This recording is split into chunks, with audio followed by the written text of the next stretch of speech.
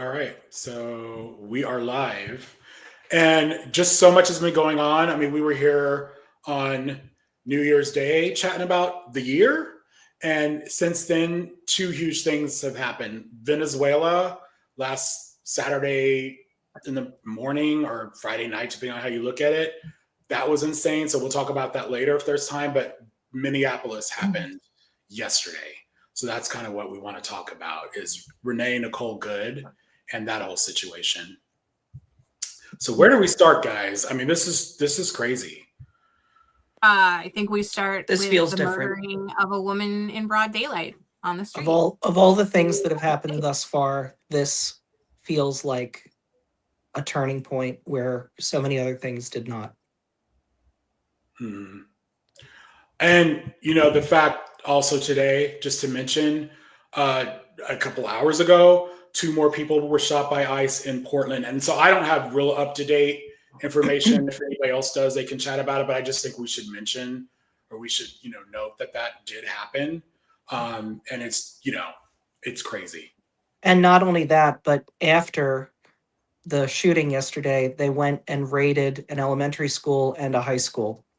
So Where not in Minneapolis? in Minneapolis. Yes. So even having just done what they did, And they kids got continued sprayed. to the point where they, at the high school, there are multiple videos from students where they pepper sprayed the students. And in one that I saw, there is a teacher telling students, back away, back away, back away.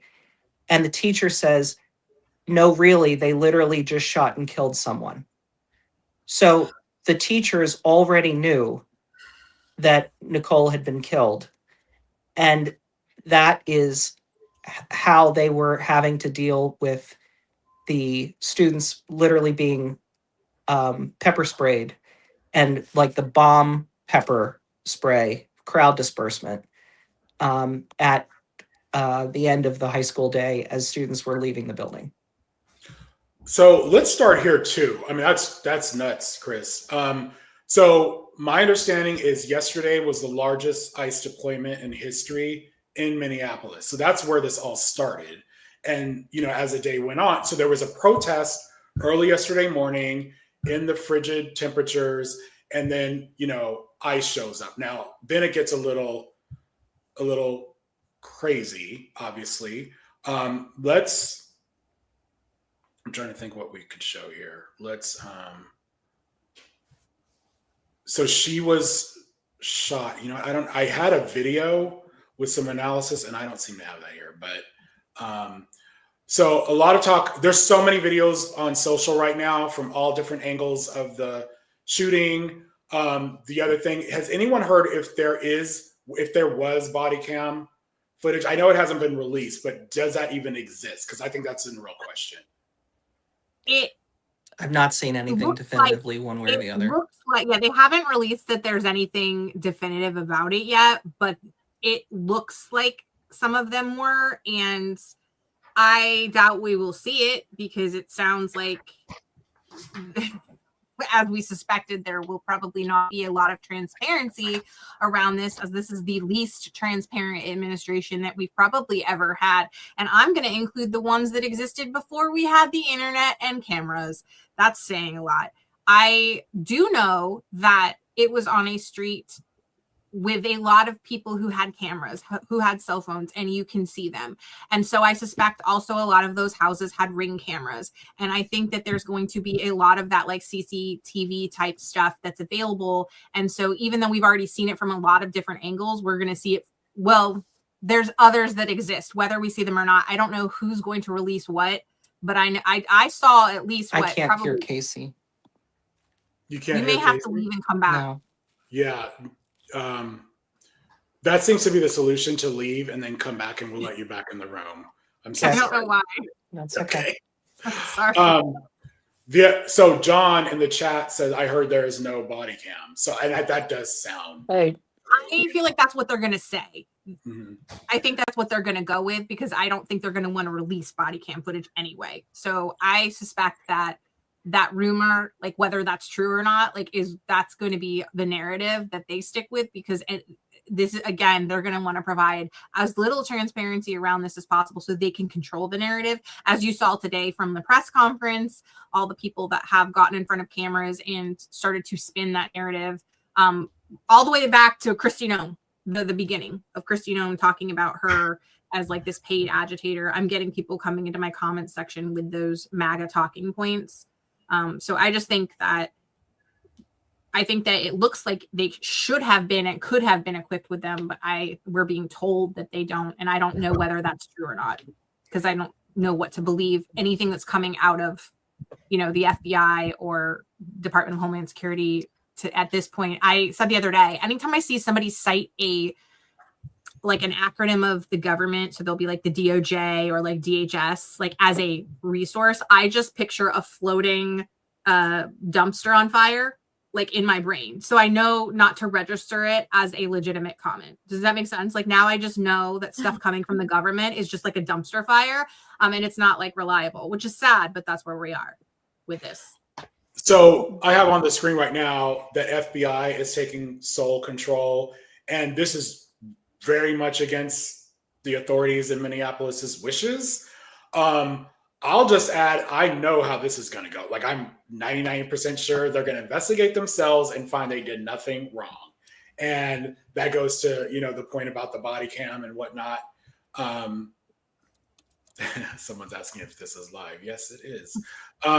Anyway, so I think that this, when this came to light today, I was just like, of course, they're not going to let this. It really should be a third party, like an independent investigation. Like if they want, this just shows you they do not care about the truth. They do not care about justice at all. Shocker. You know what I mean? They do care about the truth. They care about obscuring it. That's what they care about. Okay. That's the thing. They absolutely know what the truth is. They care about it. They care very much that you don't know what it is, because they know. And the reason I know that they know is because if you saw Mullins, his video and the tweet that he talked about, ICE villains aren't Disney villain. They're not ICE villains. ICE agents aren't Disney villains. They're your neighbors. And I'm like, bro, the Nazis gassed their neighbors. So like, saying that people are proximate to you does not mean that they're good, but that's what they're leading with already, because they're trying to humanize ICE agents. They're trying to, they're under threat. There's all these records of violence, because they're the ones escalating it, I think on purpose. And I've made this connection. I don't have any evidence other than my own eyes and intuition, which is I keep seeing these videos of ICE agents doing the same things to vehicles and people in vehicles all year long. And I think they're being told by people at, Department of Homeland Security, wherever, that they need to get between themselves and the car, because they will classify that car as a deadly weapon. And at that point, they can escalate and use whatever force they need to get that person out of the car. I think that they're doing this on purpose. And so that's why there's all these instances of violence surrounding these ICE agents, is because they are being told to create that violence. That's why. And why are there death threats? Because they're killing people in the street. So people are defending themselves.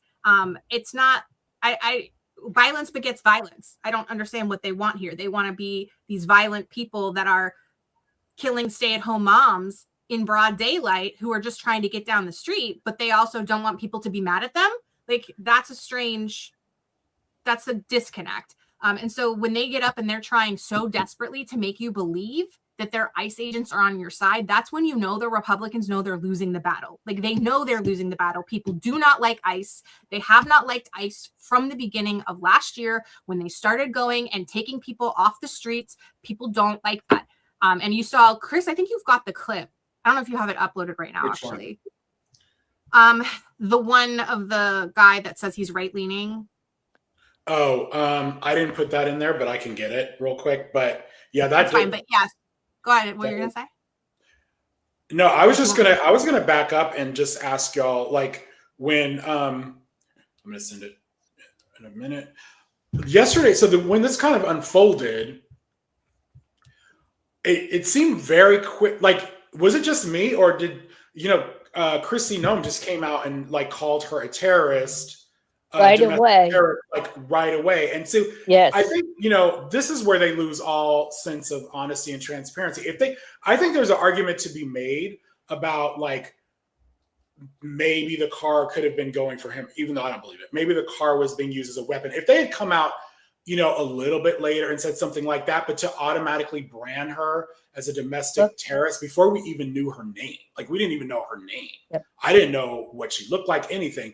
And when I heard that, it's like, I think even, I know MAGA is MAGA, but I think even on people on the right, that does not ring true. Like in the past, every administration, it doesn't matter if you're Republican or Democrat, they're always like, oh, even when there's even mass shootings, we need to investigate. We need to do whatever. They didn't even try to go that route. No, they went the opposite. And now they're having to back up because as soon as people start realizing, oh, she was a poet, a stay-at-home mom who was a poet that was just going to bear witness to make sure nobody got hurt, and she's the one that ended up dead. Like now JD Vance is up there at a podium being like, listen, we didn't want her to die, but she got, and he starts spinning this lie. But he does back up and he says it's sad that she had to die, but here's what it's like he falls short of calling her a terrorist. You can see he's the one that they've sent in to sort of like piece things together, right? Because like he's supposed to be the likable one, which is really sad when JD Vance is the likable person on your team. That's sad. Well, even Trump came out at the beginning and said she violently and viciously ran over him.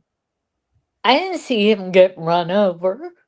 He didn't. No, he didn't. And then Trump added, like he's lucky to be alive.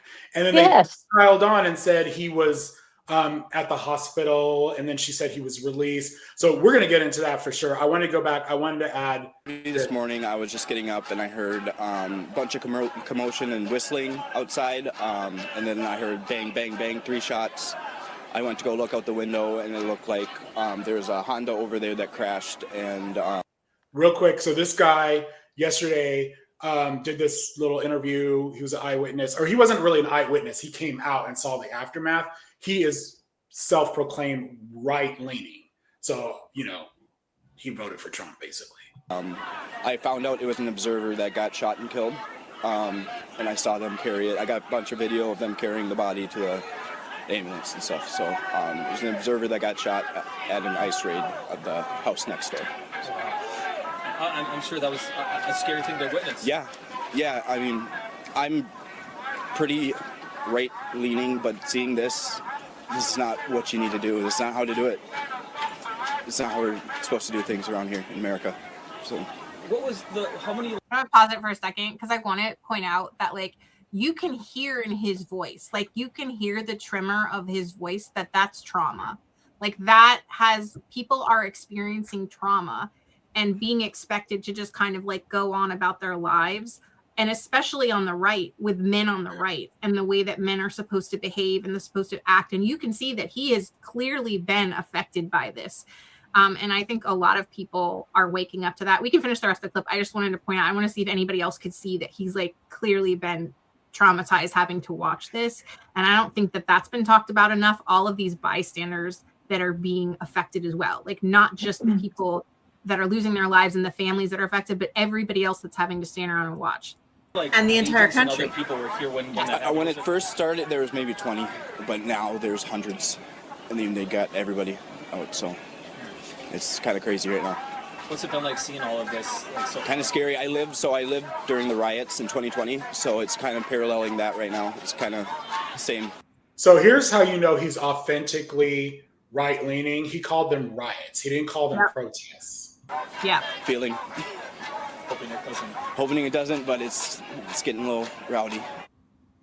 And so does anybody think this is an accident that the feds chose Minneapolis to have the largest deployment of ICE in history? Where she was murdered, where Renee was murdered, was 15-minute walking distance from where George Floyd was murdered. So I'm not trying to be conspiracy theorist, but this too much of a coincidence. And then they piled on and sent in more ICE agents today. And it has been the largest surge in American history. Yeah. Thousands of ICE agents are descending upon that city, which is outrageous for a city like Minneapolis. I Um, appreciate that this man is having an epiphany, but this is our problem, is the root cause of every single one of our issues is a large portion of this country that completely lacks empathy. And Yeah. until something directly affects them, they are incapable of putting themselves in anyone else's shoes and thinking of how that might affect them. It is very much akin to Megyn Kelly the other day talking about Venezuela and how she's against it. But her rationale was, I have two teenagers that could possibly end up fighting in that conflict, and I don't want my kids to do it.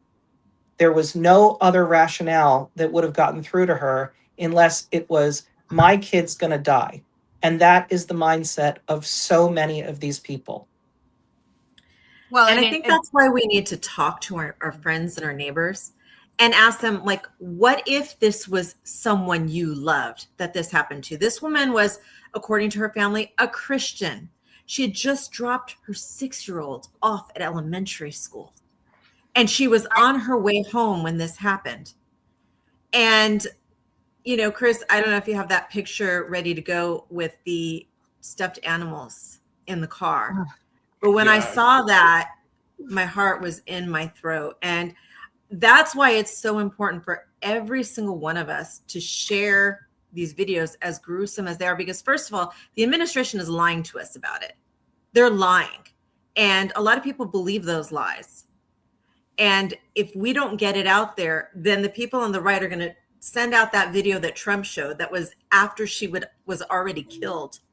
That's going to send me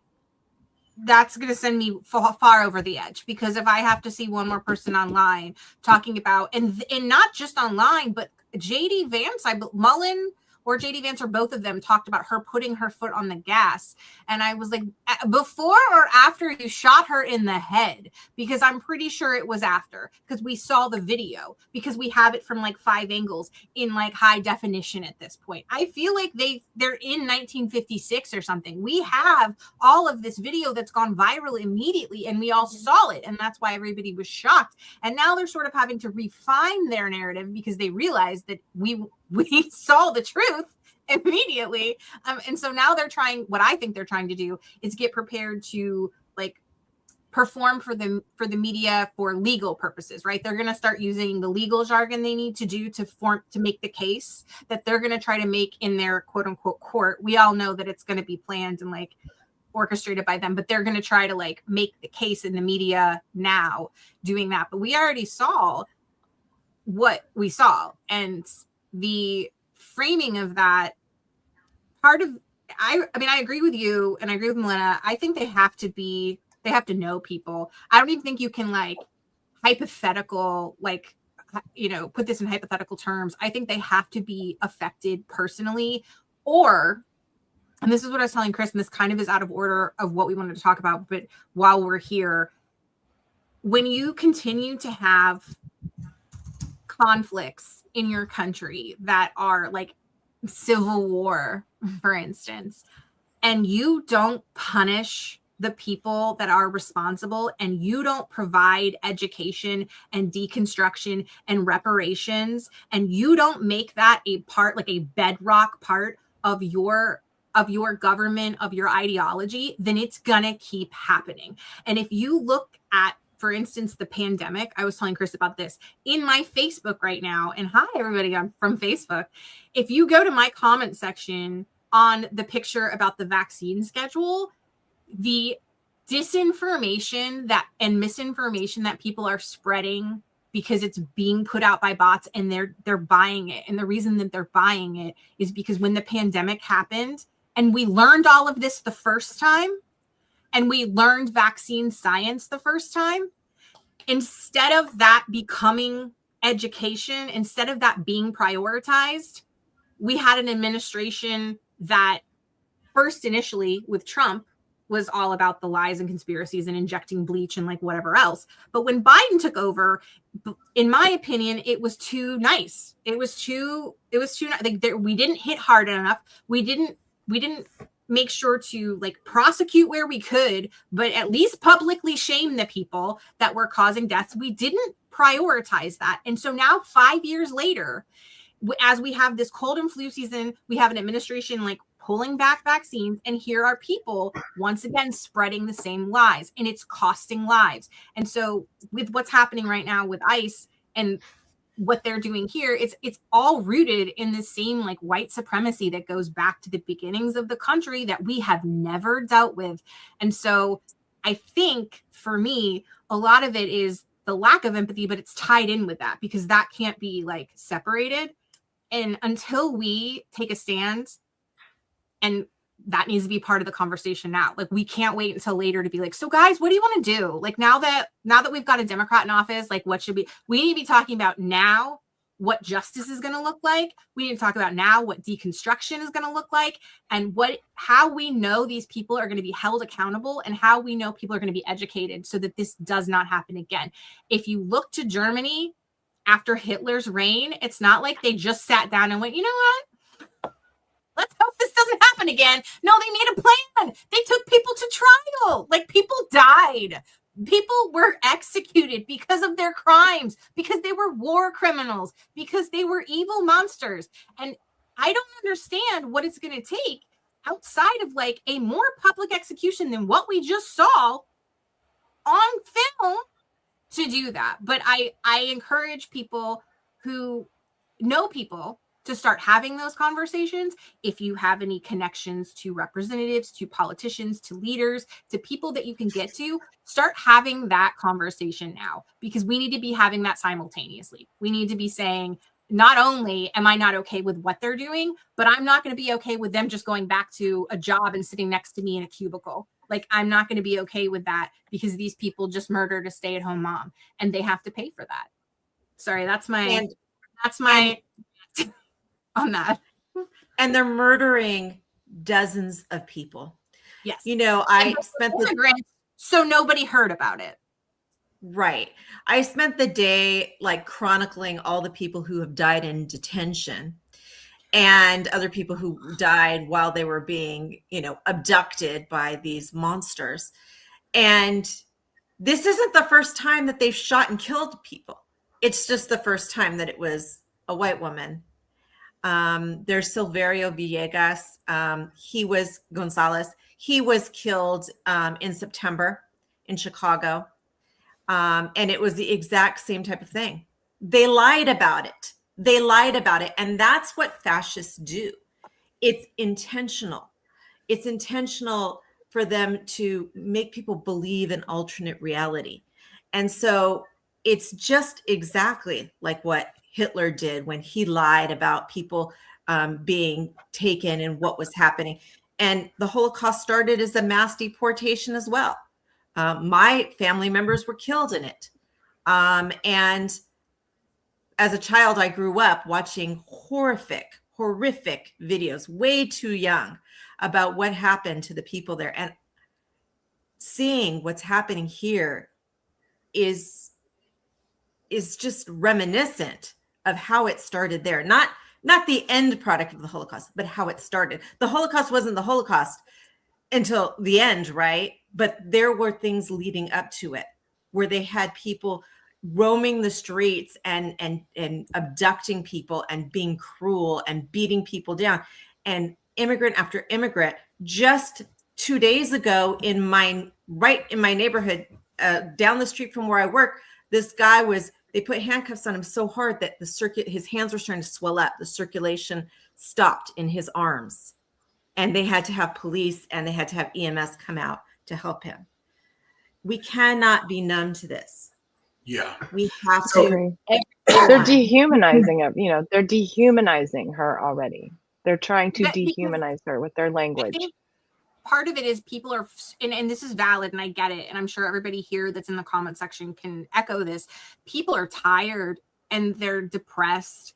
And so when something like this happened, for instance, like I have a couple of mom groups, like mom chats, like people, like 7 or 8 people that are in a group chat. And so yesterday, like I forgot to tell them, like, you know, I usually say, hey guys, be careful because trigger warning. Like if you're online, you're going to start to see this and like, just make sure you're in the right frame of mind before you see it. But I was so like busy with that I didn't. And so one of them came in and was like, y'all, like you will, you know, and I was like, oh, that's right.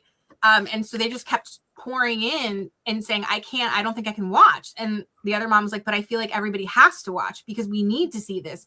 And so I think that's part of the problem is if everybody sat down, like even my husband, who's like actually in this with me, was like, I couldn't do it. Like he didn't watch the full, that 4-minute video that like, thank God for that woman that just took that one uninterrupted 4-minute video. Have y'all seen it from start to finish? I think it's the camera angle that everybody's showing most, where you can see him pull the cell phone out and like, and then eventually pull his weapon.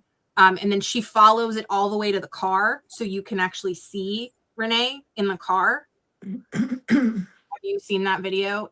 No. You can hear everybody's reactions. You can hear her wife screaming. You can hear, it's visceral. It's bad. And Yes. at the end of the night, after I'd seen all of this all day long, but I watched it again because I was kind of looking for things. So it was like the second or third time I'd seen it. And I just like sobbed at my desk because everybody was asleep and I was by myself. And I finally had a chance to just have that like moment of like, my God, like it was so bad. But I think a lot of people they're just seeing the clip. And the clip is bad. The clip, don't get me wrong, it's bad. But if you're seeing it, especially with no sound, like I encourage you to go. I know it's terrible and I know it's awful. And a lot of you all are the ones that are like the ambassadors and you feel like you don't have to see it because you're in it all the time. And I get that. But that's part of the problem is I think a lot of people are turning it off because it's so hard to watch and listen to. And you really need to see and hear all of it. Now that we have cell phone footages like that can bring us there and make us feel like we're there, they can kind of transport us there as if we were watching and being the people, the witnesses to this, because we need to be the witnesses to this, because that's the way we're going to change this. I just think that's a lot of it. People aren't hearing the sound and seeing the full clip. And when you do, it's one of the worst. I mean, I think that's probably, Chris, you started at the beginning of saying like, this is like a turning point. This was like one of the worst for you. I think you probably watched that full one, didn't you? Like, yes. I bet. Yeah. Yes. And I think that the people who did it, like somebody said something like it changed something in them. And I think that that's the best way to phrase it. They said like, I saw the video and there's a part where her wife is on the sidewalk crying with the dog. And they're like, I think something. Let me share this video. This is my first post about it yesterday, or the video I posted yesterday, which was, as I'm driving by, which was about an hour, I think, after the story actually broke. So as I'm driving by, I see a red truck, airbag deflated, with blood all over and a woman on the side of the road and the ambulance trying to come through. I want to introduce you to Jamal Osman. He's a city council member, the vice chairman of the city council here in Minneapolis. Jamal, obviously a breaking situation, but what do you know in this moment? What I know so far was that ICE agency came this morning in our streets and shot somebody on the head. The person was on the car, inside her car, and what I heard was that she was blocking the road, and the ICE agency came out his car and shot her in the head. So just real quick, we've heard several people say that was initially what happened. She blocked the road. We're gonna circle back on that later because there's a point. And sadly, the person is deceased so far, is dead. And given what we've seen here in Minneapolis, given the immigration enforcement in the last month, given the president's rhetoric towards your Somali community, does what's happening now surprise you at all? It doesn't surprise me because we don't know where we are right now. This is a home of George Floyd. This is where people continue to protest. And as you can see, hundreds of people are protesting. I spoke to the chief. The chief told me he's trying to get ICE off the street so the crowd can calm down. But obviously it's a crime scene. And what I also know that our officers will not be investigating. This is FBI took over this crime scene. And the individual agency, federal agency person who shot that person was gone before MPD, our police, got here. That's also an important point too, and that's documented in video. We've seen an escalation of tensions in the last couple of weeks. From your community, from the people on the ground, how did we get to this point? How did we escalate to what we're seeing around us right now? Because Donald Trump and the federal government decided to send 2,000 agents, officers here on the streets to continue to harass. And now we have somebody who's lost. So just one other, I want to share this, a little bit of this one other video.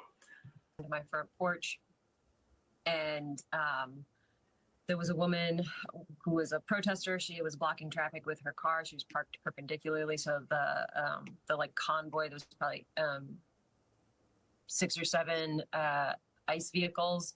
So just a little background. This is Emily Keller. She is a neighbor on the street. She lives on the street. And before this clip starts, she talks about this, this neighborhood is very organized regarding ICE. They have whistles. They have a community. When you hear the whistle, that means everybody else whistle as well. That is the warning to the community that ICE is around. Be careful, watch yourselves. And so she was in the kitchen making breakfast barefoot. She said she went outside when she heard the whistles. This is before the shot. So that's an important point too. So she had blocked the traffic so they couldn't get through. And ICE was screaming at her to move, move, move. And then they got really aggressive and went over to her driver's side door and tried to open her door. And then she obviously got spooked and started to reverse. And then an officer approached her and leaned across, like got in front of her vehicle, and then leaned across the hood of her car and shot her point blank in the face. So this aligns with a lot of what we've been seeing and hearing. She's an eyewitness. What I haven't heard in any video is the move, move, move. I've seen other people post or say that she was told to move. But this is a woman who saw this unfold, and a lot of what she's saying is, shown in video footage. You can hear it in one of the bystander videos, but I think it's like they're saying multiple things at the same time. Like it's like other people. They said they're saying "get out of here," so multiple things can be true. Like I think she also goes on to say how many ICE officers were there versus protesters. I think there was something like 10 protesters, and there were 6 ICE vehicles. And ICE vehicles are not single person. I don't know if I have the video here, but I know. Let me see. There's the one of her waving them through, waving them by. I have it. Did I send it to you? Okay, good. Okay. No, I have. So they're waving. She's very clearly waving them through. Like this is not. It's not like so they talk about a blockade and then her ramming her car. I haven't posted the video, but today I said something in one of my videos and I was just like, oh no, she's going 3 miles an hour in a parking lot. Like it's what do you mean? Like you're in a street like that with a car like that. You don't have any place to go. You don't have any, like there's not like she's going speeds at 80 miles an hour. Like it's a neighborhood street and she's dead stopped. Like just step to the left, bro. Like she not only was she not blocking anything, you could have just moved around. She was trying to move, maybe initially, but like there's plenty of footage that shows that she's like not like, an obstacle. Like she's not creating this, like nothing that would warrant drawing your weapons, nothing that would warrant anything other than just, hey, can you just hurry it up? Like that's it. And our assumption. I'm seeing in the chat that said, sir, multiple things are not true. What we mean by that is there can be multiple officers giving different directions. Right. And that's what I have heard was happening, that she was getting conflicting messages. And, as for the organization of this neighborhood, after this happened, I talked to every single one of my neighbors that I know to be Democrats. I have a lot of MAGA in my neighborhood. And we got on a WhatsApp so that we are organized, so that something like this, we'd be prepared for. There are neighborhoods here in Los Angeles that, have the same setup. They have WhatsApp chats to alert each other. Okay, so I'm going to put in this in the queue.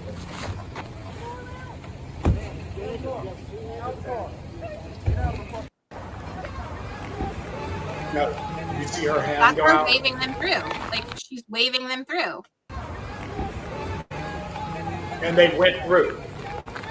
So they could see she was not blocking them. That was not her intent. By the way, they said that one of the ICE vehicles was stuck in the snow. Do you see any ICE vehicles stuck in the snow here? No Yeah. ice vehicles are stuck in the snow. They're always Lots going to of paint them lies. as victims. But here's the thing, and what I don't think enough people are talking about is that you as a civilian are not expected to be able to handle yourself in the same way as law enforcement. So in a situation where people are yelling orders at you and you get flustered, you are allowed to behave differently than someone who is trained with a weapon. Okay. The person with the weapon has to be trained in de-escalation. They need to be able to have like tactical assessments and know, like, you don't have to know that because you're just a person. So in this situation, suggesting that she's supposed to know all of this, like, why would she? She's just driving a car. She's a stay-at-home mom. Like, the police officer or the ICE agent in this particular situation needs to be the one that has to take the breath, needs to be the one that has to understand, oh, look, she doesn't know what's going on. She's afraid right now. We need to make sure that, like, we communicate that we get it. Like, take a breath. Everybody take a breath. That's their job. But instead, they're painted as some sort of victim when he could have just moved out of the way. Like, he's not under threat here. He has the weapon. He has the weapon that's going to kill people. I know a car is supposed to be a deadly weapon, although this is a good segue, I guess, Chris. I don't know if you have it queued up. You want me to wait? Let me just hit on this one comment here. Okay. It's in the DHS manual for lethal use of force. They are not permitted to shoot into a moving vehicle. No, I've got that. I guarantee you, they are not trained on this properly. Like, they're not. And the same thing is any officer, and it's also in the DHS manual, you are not to stand in front of or behind a vehicle. Like, that is against their training. They're not supposed to open your door. Yeah. You don't have to open your door for any police officer unless they have a warrant. But, I mean, you can crack your window, but he was trying to get in to her. When this first happened, the assumption was that the agent was someone that was hired in the last 5 weeks and had no training. Kristi Noem then came out and said, no, this is a 10-year veteran. And the reason they even found his name is because she alluded to the incident that he was involved in previous, where he broke the window of a guy's car, reached in, and then was dragged, and then ended up having some significant injuries to his arm, what sounded like from the broken glass. He had lacerations. So not only is it someone that had training, but it's someone that had an experience with doing that in an incorrect way 6 months ago. And so it totally takes away their argument of, how would you have felt or whatever. He just went through this. So not only was he hopefully trained in what to do, but he had a lived experience of, when you do this incorrectly, here's what's going to happen to you. Well, right. And at any point, he couldn't let go when he was dragged. He was holding on. This is why they don't want a public trial. This is why they don't want you to see, because what would happen if somebody actually put this man on trial and actually took him to court and he had to face depositions? What's going to come out? I didn't see any of this. Not only did I not see this, they specifically told us to do XYZ, and it's the opposite. And it's like all this escalation and it's all this violence. I guarantee you that's the kind of stuff they're being told, like behind the scenes, like wink, wink, nod, nod. And they don't want that coming out. They don't want the public to know that this is how they're running the ship right now. This is the show. That's why they're not going to prosecute that kind of stuff. They're going to let these people get away with aggressive behaviors. This is why people, like Milena was talking about, all the people that have died in ICE custody. This is why this is happening, because it's not only that they don't have regard. It's not that they don't have regard. It's that they're being taught to be vicious to these people and to be violent. It's the culture. People. Exactly. It's ICE culture at this point. What I'm curious about is why there aren't more independent journalists going undercover and really busting this whole thing wide open. I mean, this is outrageous what's happening. This culture isn't just about cruelty. It's about deprivation. It's about torture. People, case after case after case that I read, had people that were denied medical care. There were women that were in chains while they were actively miscarrying. I'm so sorry to say that. I know that's triggering. I know that's horrific, but we have to shine a light on it.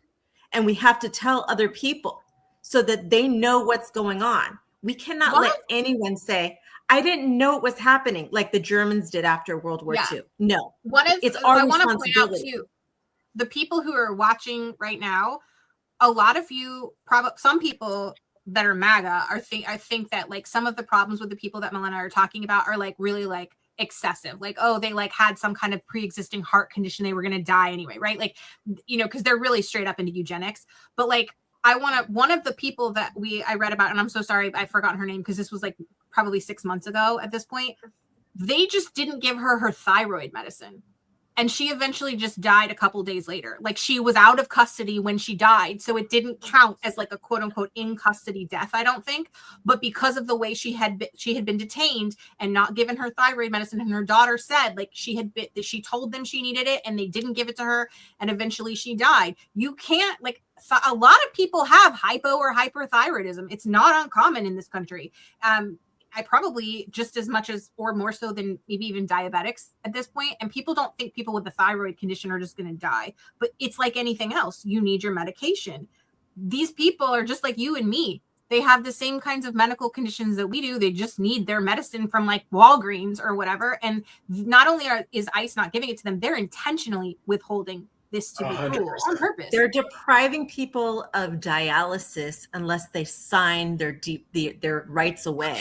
I mean, the depravity is outrageous. And case after case where they said, oh, it was a medical emergency. A 41-year-old, they said he died of natural causes. That one. 41. Natural causes at 41. And his cellmates were saying they were given raw meat as their meals. Some of these detainees have been fed rocks, including children, rocks, worms, moldy food, children having to fight adults for clean drinking water. I mean, the rhetoric that they're spending to their people is they should have come here legally. And to that, I respond, most of them did. Most of them did, but our immigration process failed them because for some people it takes so many years. I have a sister-in-law who was adopted by a judge, and not only did she never get citizenship, like because she was adopted as an older child after her sister had been adopted, she now lives in Ireland because she couldn't get a citizenship. So now we have to go visit her in Ireland. Being in this country undocumented is a civil offense. It's not even a misdemeanor. Like, and that needs to be said too. Yeah. So everyone's like, "Oh, illegal." It's like a parking ticket. I mean, it's not like you jaywalked. Yeah, like right, like these people have all sped, right? Like that's like more of a criminal infraction than that. This one guy is Ismael Ayala Uribe, who was the one who I told you. Well, this is a different guy actually. This is a guy that was detained at the Fountain Valley Auto Wash, which is like a mile or less than a mile, like a quarter of a mile from where my grandparents used to live. This guy was detained. He'd been working there for 15 years. He was a DACA recipient. And the only reason why his DACA was no longer valid was he had a DUI. And so it got taken away from him. So because he had a DUI, he ended up dying in detention from some kind of medical emergency. He was a young guy. I think he was like, let me see, he was 39 years old. 39 years old. He wasn't eating, and he was having violent vomiting. And the other inmates were trying to get the attention of ICE officials, and they were ignoring him. They were not getting him medical attention. They weren't even coming. This is what these people are going through. Let's check out this analysis of the bullet. There were 3 shots. I think we all agree on that. The videos show that. Issues with this. Number one, and most obviously, there was only one bullet hole in that windshield, which corroborates the version of events I laid out in my previous video where I went frame by frame, where at least 2 of the shots were fired from the side through the open driver's side window, obviously negating any claims of self-defense for those 2 shots, since he could not claim to have believed he was in any danger once he was to the side of the car. Number 2, look at the position of the bullet hole in the windshield. This makes me. Now, I'm not someone who likes to act like you can get all possible. You're frozen. in high school,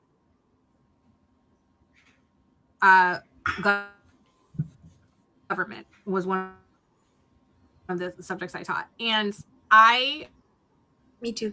We had a section always like on the Constitution. I always taught search and seizure cases. That was not a part of the curriculum. But Casey, I you're taught having it. a little. I think you're having because, connectivity issues. Oh wait,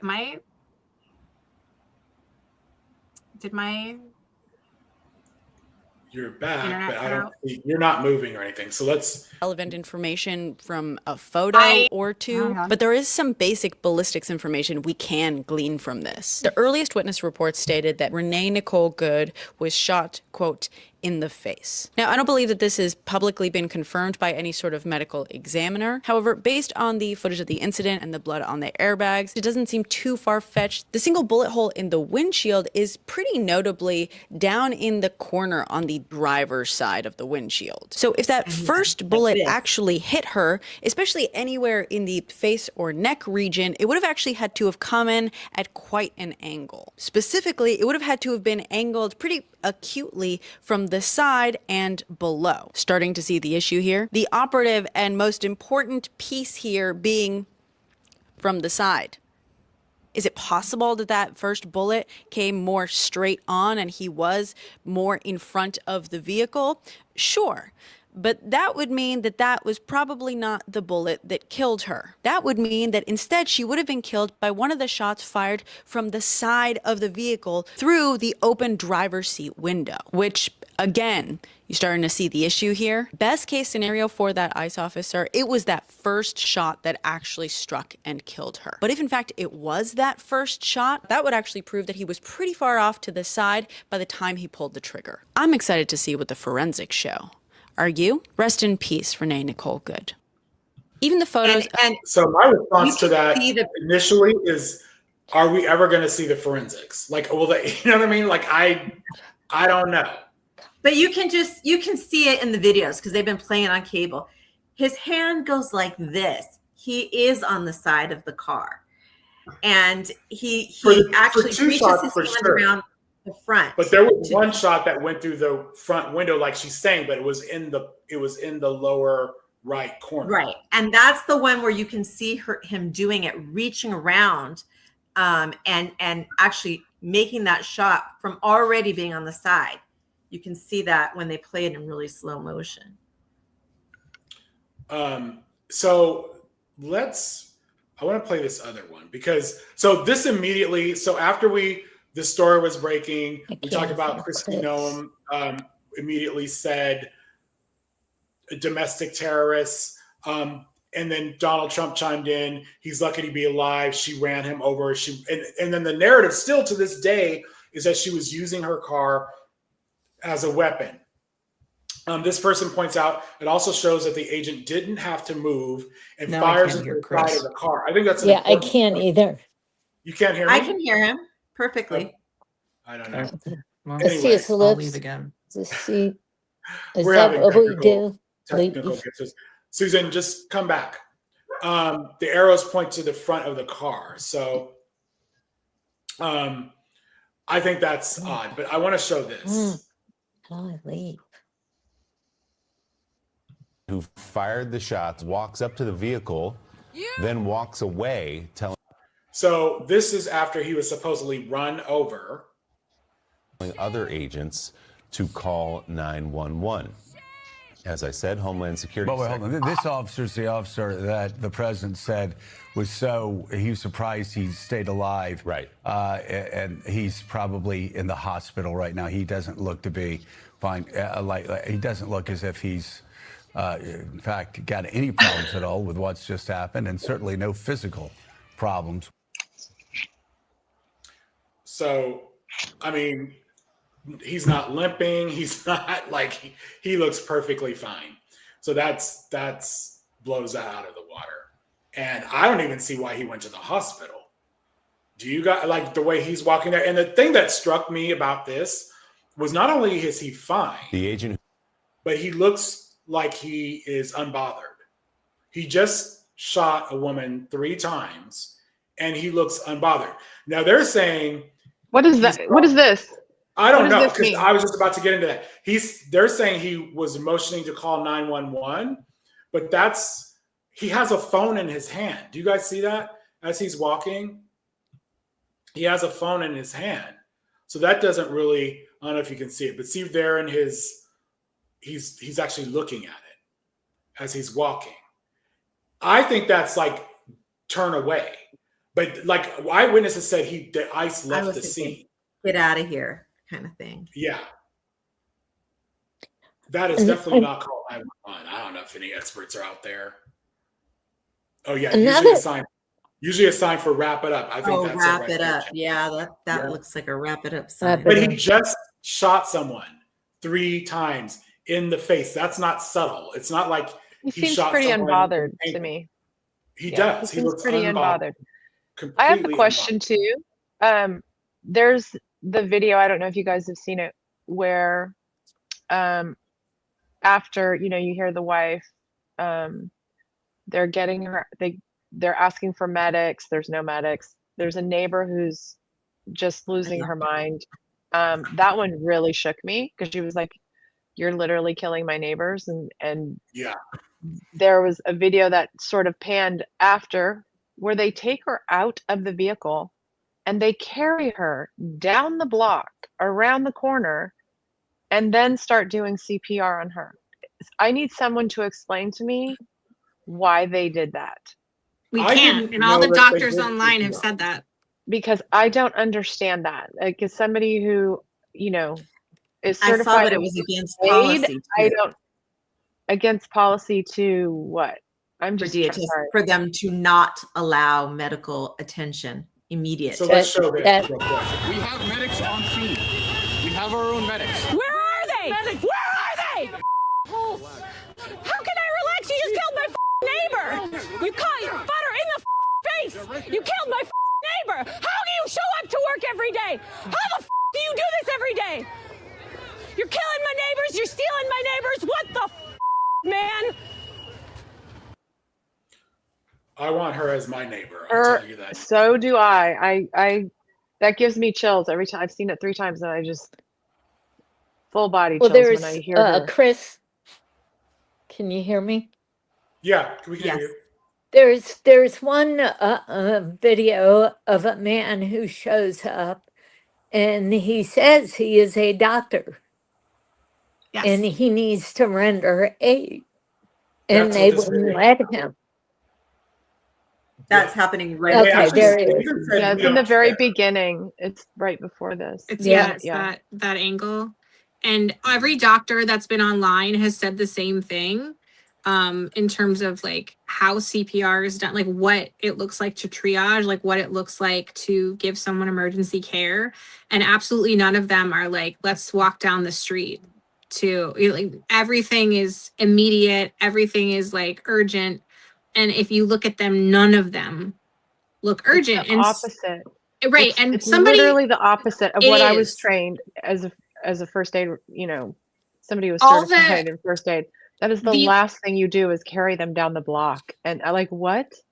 I think the talking point they're being given, or at least what I've seen in some of my comments is, or like other people's comment sections is, well, she was already dead. And I would like to invite you all to reality where they're not doctors and they don't get to decide that. And that's like, that's not procedure. That's just not procedure. Like anybody that's seen Law and Order fucking knows that. Like I'm getting sort of frustrated with this because it's like, we're acting as if we haven't used any critical thought in our entire lives.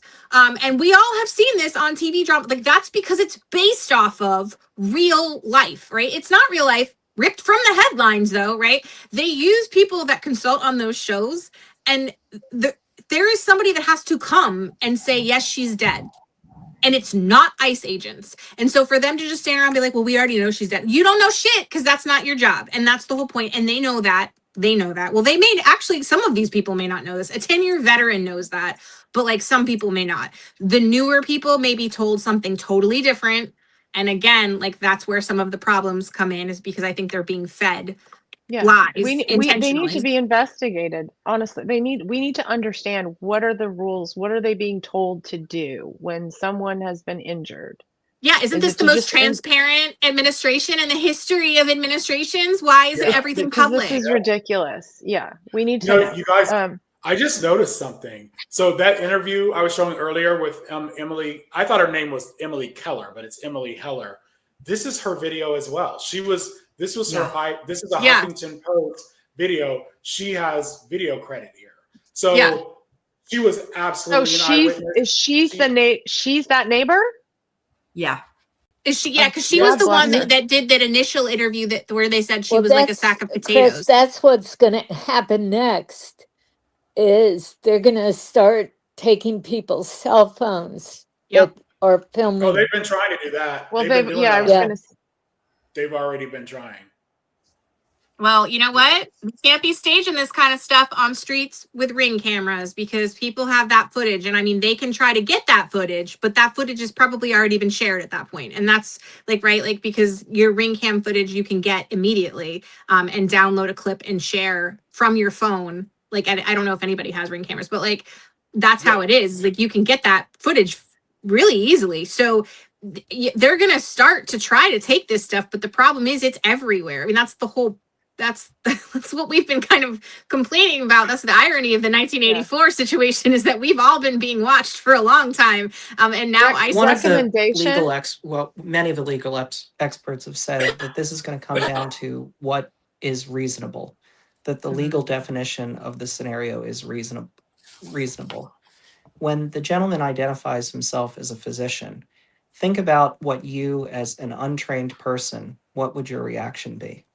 And one of the arguments I saw was, well, you know, a podiatrist is a physician. You know, what could they have done? That is probably more than the average person. And they can do CPR better than the average person. That ICE agent, that when the physician my identified reaction would himself, be let him pass. and the ICE agent said, "I don't care," is that something a reasonable person would do? And I would argue, absolutely not. So again, right from the beginning, they knew that they had to cover this up. Yeah, I mean, well, look at the I know you guys probably talked this. Sorry, my computer died. It's a long story involving me already having replaced my battery at the Mac store and not wanting to have to pay another $250. But anyway, so the video footage, or the picture still that I showed of him with the phone, where he has his phone out before he draws his weapon. And if you have time to record something, obviously you're like, I don't know about you, but anytime my life has been under threat, I don't pull out my mobile phone and go like, hey, like, let me get a picture. Like, I think he was trying to scan her face, because they have to be within 4 feet for that software to work, right? Or like whatever that they have. I think they have to be close, and he got close enough. And I think that's what he was trying, because he has, you know, his partner or whatever was in the car. Like, they're doing that thing where they're like in the car, which, by the way, again, like, why are they touching people in people's view? Like, there's already a lot of questions that I have about that. But then this guy gets really close to her with his phone. You don't, I know you don't feel like she's a threat to you if you're walking up to the car recording her. And that's right before the weapon is drawn. And there's plenty of footage of that. And you can see that. So I don't, what to Chris's point about what's reasonable, like, when they're going to try to make the case of like, this is deadly force. Sorry if you guys already said this, I missed it. I'm so sorry. No, we didn't. But if you're trying to make the case of deadly force, then what is reasonable is that I would not pull out a phone and walk closer to the threat. I would not walk closer and engage with that threat if it was in fact a true threat.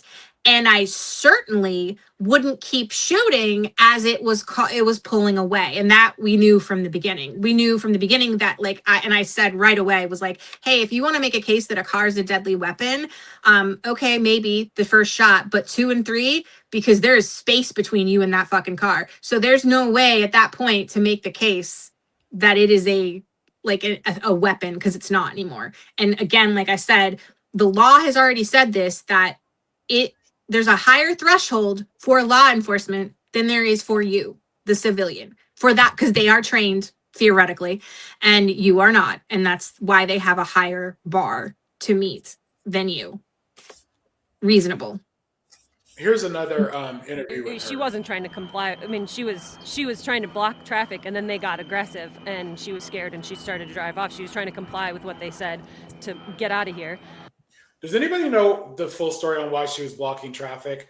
I've heard a couple of things, like she was a trained observer and things like that, but I don't really know why she was blocking traffic with her car. I'm wondering what it has to do with her wife, because I heard that the wife was quoted. Her wife was saying, "It's all my fault. It's all my fault." And I'm wondering if the wife was instructing her to do something. And so she was like following, like whatever. And so that's why I'm wondering if it's not maybe publicly known, because maybe that's something that they had talked about together, or like, I don't know. You know what I'm saying? Like, I wonder if it has something to do with that, because I don't know that they've said anything. Like, everything's speculation. I don't think I've seen anything that's definitive. Everybody's sort of guessing what was, as opposed to. Here's more of that. And then they were saying, then they were trying to pull her out of the car, and that's when she got scared and tried to drive away. She got shot, and then immediately her foot went on the gas. She was I think she was already dead, but her foot hit the gas. She drove off maybe 100 feet and then hit the telephone pole and hit some cars, and then she was just. And that's accurate too, because you can see in other videos that she does hit cars and the telephone pole. Oops. Yeah. What happened? Where is everybody? What just happened to everybody? Wait, hold on. Everybody left the chat here. Okay, there we go. Sorry. Her vehicle, and they wouldn't let anybody near her. They had their guns out and were saying, "Stay back, stay back, stay back." And we have a neighbor who was. He's a physician, and he was yelling, "I'm a physician. Can I please administer CPR? Can I check her vitals? Check her vitals. Can I please get through?" And they were like, "No, absolutely." They said, "No, shut up. We don't care. We have our own medics on their way." And then it was like 15 minutes before the EMS truck got here, and the EMS couldn't get their vehicle through, so they arrived on foot. They couldn't get through because of the ICE vehicles, to be clear. So I think this lady is very credible. I mean, she repeats the same story, and a lot of her points align with other videos. That last part is wild, though. Like, Yeah. it was their cars that were in the way. And this is all, again, why they don't want a trial, because when you start putting all of this evidence together, it's real easy to say, oh, well, she's in a car. So, like, historically, when you're looking at search and seizure cases, a car is a weapon, and everybody knows, like, it's considered a weapon. But, like, in terms of when it becomes a deadly weapon and when it becomes like use of deadly force, and that's all like nuance. There's all different levels that have to be reached. And when you take all of this other stuff into consideration, which becomes a part of that, like as we see with any Supreme Court case or like any criminal case or whatever, it changes things. And so of course this administration's like, I think that they had a lot of oh shit moments. I think that like when they realized it was a white lady, they were like, oh. But I think when they realized she'd been married to a veteran, they were like, because I think they really thought they were going to get some sort of traditional, quote unquote, like blue-haired lesbian professional agitator, like, you know, whatever. And then it's like, this is a stay-at-home mom that's like, it looks like you and me, who went to college for poetry, and like, right, like she's humanized, and they're like, oh no. And I think that this is why they immediately jerked. But I think they would have done it anyway, but I think they got real aggressive about trying to take, you know, the FBI to take full control of this thing, because they knew right away that they had fucked up. Like, I think that's a pretty big sign that they knew that this guy was totally in the wrong. And that was they wanted that, but I'm saying they knew that the public eye would not forgive them for that, that even their MAGA people are not comfortable when you start killing white ladies. They don't like that. PTA moms, that's who they are. A former dental hygienist and worker at a credit union. I mean, this woman was just a typical suburban mom. And, you know, that's why people are reacting the way that they are. Yeah. And I understand that, but it still kind of hurts that all those other murders by ICE were ignored by everyone. Yeah. And I agree. And that's been our problem. But this one was so visceral and there was immediately so much footage. And I think, especially if you see the footage of her, like, I don't know what was initially redacted, you know, because Twitter will show anything, right? Like, and so I don't know, because I didn't see her in the car until it had been blurred out, I think. I have to go back and look and see. But you can see the blood you can see everything. And with a lot of these other deaths, they're just reported as a headline. And people see bad news every day and they're so fatigued, they just shut out. I don't think a lot of people know how many people have died in ICE custody because they're not in the news every day. And the only way that they would know is if they saw like a video clip that went viral of it. And that's again, part of the other problem with the lack of transparency from this administration is that like all of these people that are dying, we're just like, it's like a trust me bro situation. Like, oh, they had this like condition, they were going to die anyway. But then you find out from people that are insiders that they've been in these horrific conditions, but we don't get to see it. Like we don't get to, it's like the same thing when people step through the Holocaust Museum or like the 9/11 exhibits and like how they leave and they're so changed because what are they listening to? What are they hearing? They're hearing audio, they're seeing visual, they're seeing videos. And that's what Visual people can't. is really, really impactful. I agree, Casey. AI is going to fuck news, with this, by the way, as a yeah, side note. I've but already until that, seen a video that was manipulated by AI and and there's lots of photos. So, yeah. And but because there were so many people right away. Our news, like to your point, Milena, is like our news station, which is actually, you know, they're pretty good about talking about things. But when it comes to issues around ICE and detention centers, they'll talk about it in the bigger scheme of things, right? Like just very vague. But when there's a report of something, it's literally one sentence and they move on. There's no visual for them, right? So it's barely a conversation. They don't have anything to, you know, to grab anyone's attention. They just don't. And so, you know, and I know like my husband's a great example. He'll be watching the news and he'll be scrolling on his phone at the same time. So unless something like comes at him where he can see it and it's a visual, you know, it has visual impact, it just goes right past him. So, you know, I put this on the screen because even right wingers are definitely calling this shit out. You know, this post, Trump telling everybody this dude is recovering in the hospital is crazy as hell.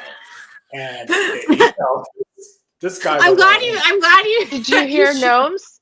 Did you hear Noam's response today? They asked her about his condition, and where he, you know, what he was doing or where. Sorry. What condition? What condition? Yeah, well, so she was like, he went to the hospital and he was released and he's resting at home. And when he went to the hospital for what? Frostbite? Like, what was his problem? That's what I would like to know as well. Like, I want to see the report. way she jumped right over it. It was stunning because I think the reporter asked her if he was being what do you call it? Like on admin leave.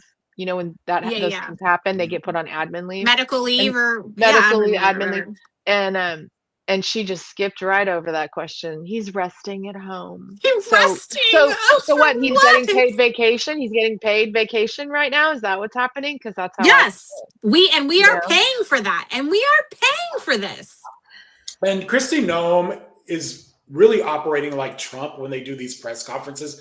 They talk over you. They do, you know, they're just being loud.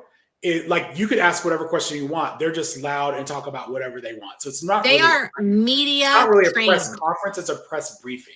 And I don't mean media trained like they're not media trained like media well trained. But I mean like what you're saying, Chris. They are trained by Republican people to do this intentionally. Like they have, unlike the Democrats, the Republicans have gotten together and they have been taught what to do in order to to push their narrative, in order to push their propaganda. This fascism machine has been on the tracks for a while.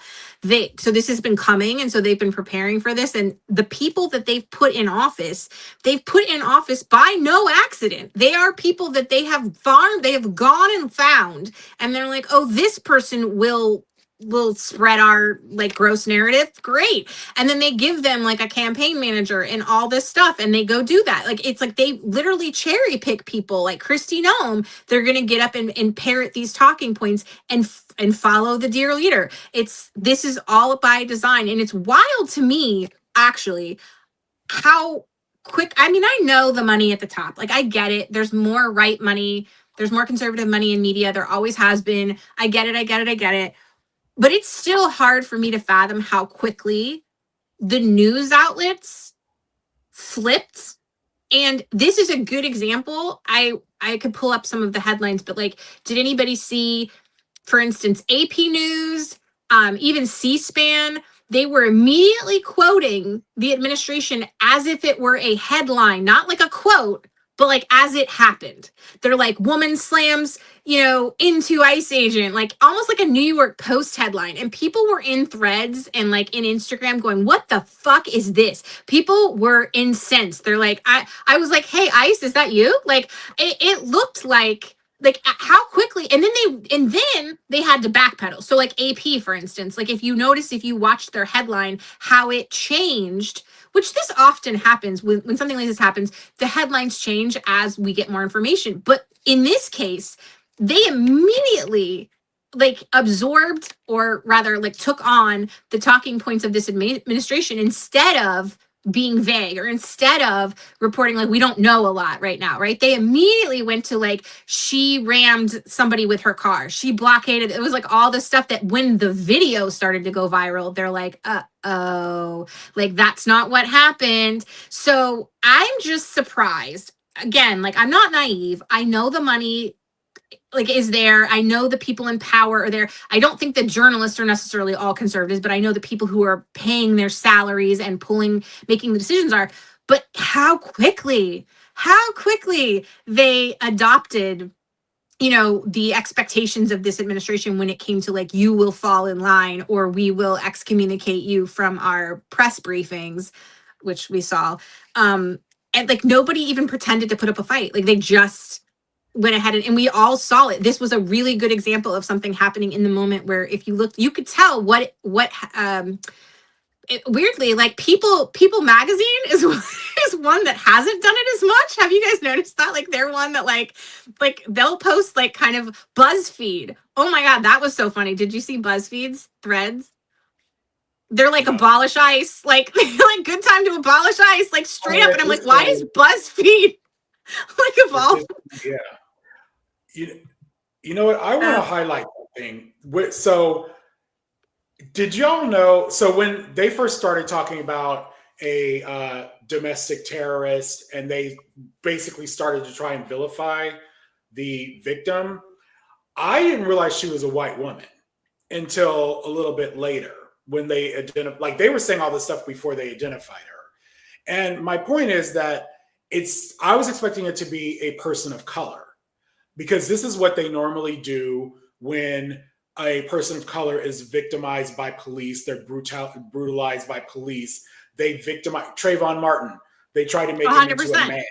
And it wouldn't have been as viral if it had been a person of color. It wouldn't have been as viral. So this is my initial response, was just like, I was shocked. And I was like, oh, maybe this victim is going to get a fair shake because she's a white woman. I don't think that's the case this time, because we're talking about the Trump administration. Like, no, and anyone. Go ahead. I reposted. I told you about this, but I reposted it. So if anybody is on my threads or like follows my threads, because it happened in threads, and I don't know if he's on any other platforms. And I'm sorry, I forgot his username, but I commented on it and I reposted it, and it's a whole thread by a Black man talking about the proximity to privilege that white people have and that they don't have anymore once they begin to be allies, like in a real way where you're putting your body in between them. And he's talking about his experience as a Black man and what his parents always told him to do. Like when you show your ID, when you get pulled over, show them your student ID with your license, like because it shows them that you're a student, and like all these things that white people don't have to think about. And I thought that was such an interesting point that he was sort of preparing people that like, listen, a part of your allyship is that you lose that, like you start out because you have that privilege and that's why you're going to these things because, you know, but now once you get to this stage of fascism, they're going to take you out too. And so you got to be, you got to know that they're willing to do that. So another point I want to make is that we were talking about ICE culture. Part of ICE culture is they are racist. Like they're, you know, it's okay to profile. It's okay to look for brown people who may be at Home Depot trying to work, or workers like in Los Angeles. We were the first community that were hit with ICE, and they went to Home Depot. They went to a garment center. People that were working and sewing. I want you guys to hear this. Where is this video? It's eugenics. I arrived at church yesterday. I noticed that there was something going on just a block and a half from the church. And so I grabbed my whistles because we're used to doing that. And I went down to see. So he's also talking about whistles, by the way. This is this community. They alert each other with the whistles. And this is a reverend here in Minneapolis. See what was going on, and I realized it was an ICE raid, and there were many, many protesters. So I joined the protesting, and before I knew it, I saw ICE agents circling a young woman who appeared to be Hispanic. And so I approached her, and we were at that point chanting, "We are not afraid. We are not afraid. Go out of our state. We are not afraid." And I said to this ICE agent, "Take me. Stop harassing her. Take me." The agent came, got in my face, pointed a gun at me, and said, "Are you afraid now?" To which I said, "I am not afraid." The next thing I knew, they were putting handcuffs on me, and they put me in the back of an SUV. They came back 3 times, and they asked me if I was afraid yet. To which I replied, "Hell no, I'm not afraid of you, and I'm never going to be afraid of you." The 3rd time when they came back, they asked for my identification. They asked for my cell phone. I asked them if I was under arrest. They didn't answer. And then they said to me, "Well, you're white. You won't be any fun anyway. You can get out of the car." I was astounded to experience and see such blatant racism and the effects that this is having on our community. But let me tell you, the other thing that I was amazed by was the number of different kinds of persons that were showing up at that rally to support immigrants and to be able to say, no, we are going to support our immigrant siblings because this is what we do.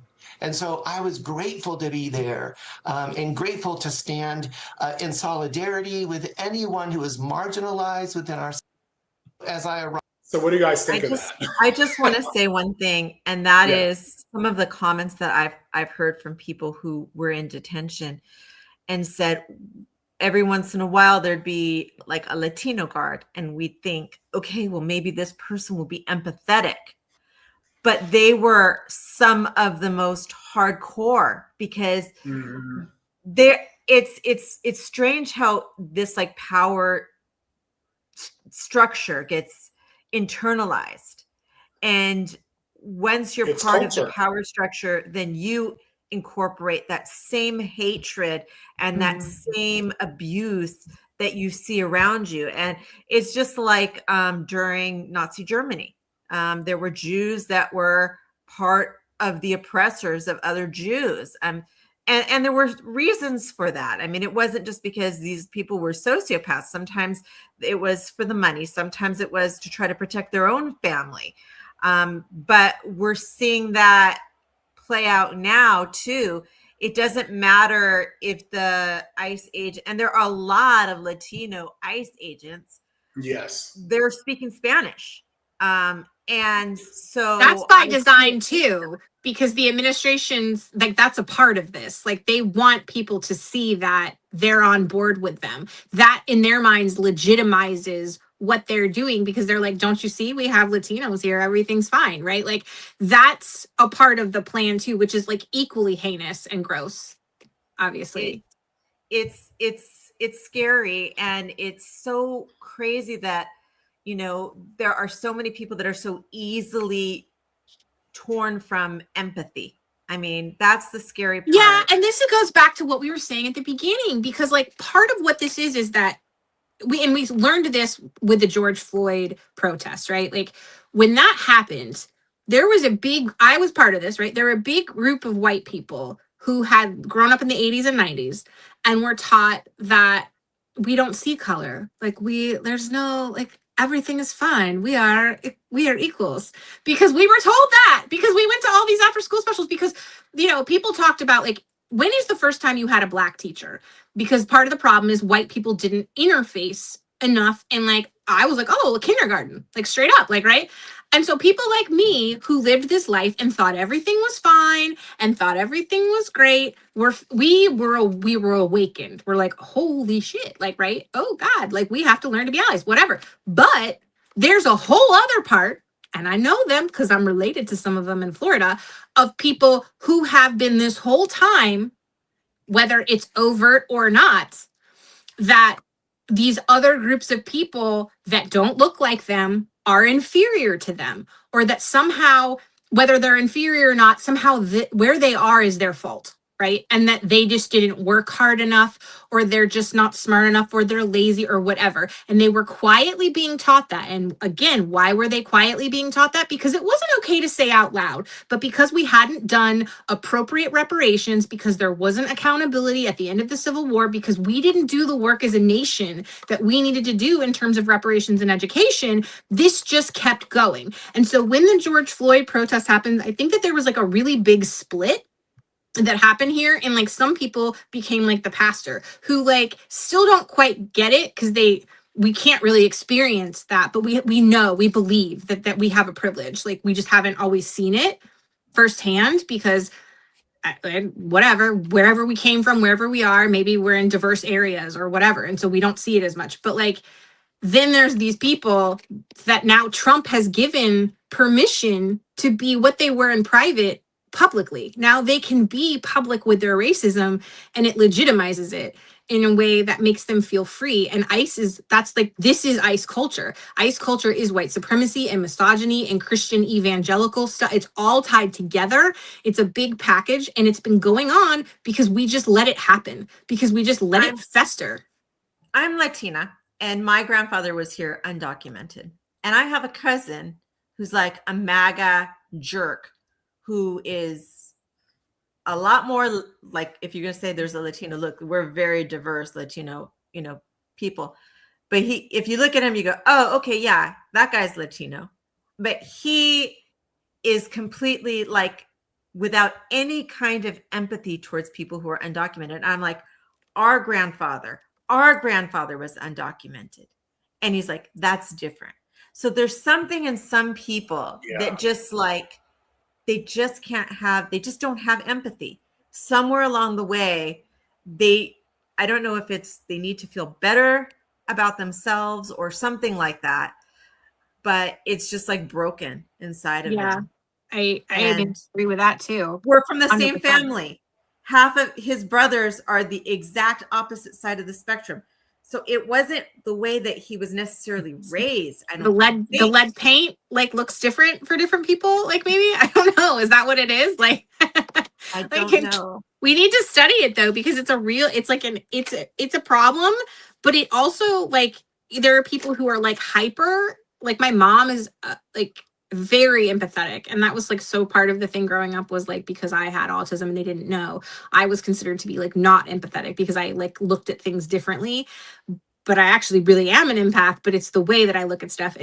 But she's deeply feeling, but which one of us is in this, right? Which one of us is the one that was crying at my desk the other night because I saw this? Not my mom. Not my mom. My mom tunes it out because she says, I can't watch that. It's too sad. right? And so now we have that. But she is also somebody who was taught that everything's equal, like that everything's fine now. And so we have to somehow fix that, like fix that. That's not right. But also these people that were privately being taught, like, you know, like behind the scenes, that everything, like that they could feel this way and that people were inferior and like all the eugenics stuff. That's why they love Nazi Germany. That's why they're adopting this. It's the same thought process that they are the superior, which like is crazy when you look at them showing up these MAGA rallies and they're trying to pretend like they are the superior race. Like they're probably fucking their cousin. Like, what do you mean? I can't. Like, I'm so frustrated by it. I had a conversation with a family member literally this morning, and kind of started talking about this. And I said, it's just, you know, I'm devastated by what happened, and I'm outraged and trying to, you know, put it all into perspective and like, how do we move forward? What do we do? You know, who do we contact? The things that I normally do, right? Which is find action to kind of deal with it. And the comment I heard, which it landed very much like this person's very entitled and doesn't even realize how entitled they are, which is, yeah, I'm not going to watch it because I don't want to live in fear. Yep. I think And that's I'm an like, attitude that a lot of people have in general about what? politics I mean, and news. I don't want to live in fear either, but this is it. We're in this right now. I don't have Like, a choice. What do you mean? Like, I can't drive down the street. Like, I'm not safe. I mean, yeah, like this literally could have happened to anyone of us. Anyone. Because you I have don't know until you're in neighbor. this situation. Like, what if you took a wrong turn and you were in an ICE raid? Like, and you didn't But know. that's Like, what- your I Waze mean- took you on a shortcut and now you're in an ICE raid. But people, I don't know why Exactly people that. think it will not Exactly that. happen to them. That is one thing that I have a really hard time with. I do not. So, like, I I have always think about. family in Minnesota. I have family, and if you want me to, I can break into my old school Minnesota, my Fargo accent. I can. It's I there. want you The to. Minnesota I do. I accent. want to hear it. Bring it. I can't. I'll be embarrassed because it gets really thick. But I have family that's there that is incredible. Like, I got text yesterday of like, is this really happening? Because I know you're in this. I know you follow the news. Ugh. Is this really? Should I be worried? Should I be? I'd be Yes. worried. Yes, it's happening Yes. on the streets in downtown. I mean, if you look at the post you have up, Chris, Yeah. that's a nice little neighborhood. Look at the beautiful little homes. Like, you can see it in the behind there. This is not like some, you know, like how I don't even know the words to use, when they helicoptered down on that apartment complex, Oh, right? And they did that projects. whole thing, right? This Yeah. is not like one of like a poorer neighborhood. It's not a or- multi-family housing It's a- single-family it's your typical, you know, it's a single family typical- home Yes. street. And that's So- what I mistook it for the suburbs. Like, I made that mistake of thinking it was the suburbs because, like, so DC has streets like this that are in DC that we consider to be in the city, but they also have a lot of the high-rise blocks. And so I always think when I'm in DC proper, like, is when I'm amongst the high rises and stuff. And then I always think of the suburbs of DC, and technically, like, it's sort of all the same when it comes to DC.